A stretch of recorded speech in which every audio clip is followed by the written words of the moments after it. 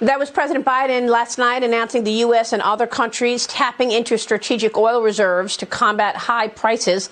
It was during the State of the Union address. It is not helping oil this morning. It is up again. In the address, the president did not mention anything on American energy independence as oil prices continue to surge. Brent hitting $111 a barrel this morning, up 6% right now. Crude is at 109, up almost 6%. Joining me right now, Power the Future Executive Director and Founder, Daniel Turner. Dan, great to have you this morning. Thanks very much. What was your assessment of Biden's comments on oil? Yeah, it was ridiculous that they applauded the release of 30 million petroleum reserve barrels. That's a day and a half of our oil consumption. The only way to get out of this current problem, not just in terms of lowering prices, but also weakening Vladimir Putin, is to produce more. Maria, today's Ash Wednesday. Let's go back to some catechism. Sins of omission. He omitted the fact that he has punished this industry. He omitted the fact that he has stopped permitting in the Gulf of Mexico. He omitted the fact that he has stopped leasing on federal land. So all of these things taken cumulatively have driven up prices dramatically. And the American people are suffering, and Putin is rich because of it. He just ignored all of those facts, but that's not going to make the pain go away.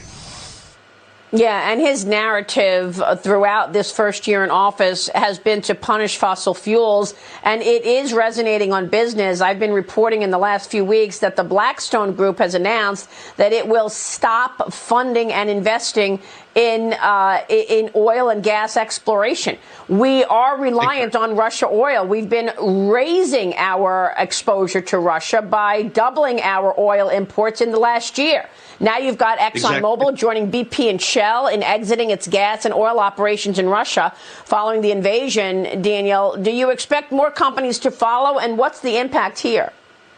Well, I think you raise an important point about the investment. Investment has dropped dramatically in this industry by almost 30%. And the reason why is not because of price point. The administration keeps saying people will jump in because oil is so high. But who is going to invest tens of millions of dollars? And this is a very capital intensive industry. Who's going to invest tens of millions of dollars if tomorrow the Secretary of the Interior can pull your permitting, if tomorrow the president's administration can stop your processes like they did with Keystone? So industry is not going to invest in this industry as long as they know government is going to potentially punish them. Maybe other banks around the world will follow this by withdrawing from Russian oil. But until we produce more oil at home and flood out the need for the Russian markets, we're going to be in the same conundrum, and it's probably going to get much, much worse, sadly. Yeah, that's exactly right. Daniel, real quick before you go, how high can oil go? 150 easily. And if we do ever put sanctions on Russian oil, which is doubtful, but if they actually did, I think $200 barrel oil is not impossible. And that will be devastating to our economy, to families.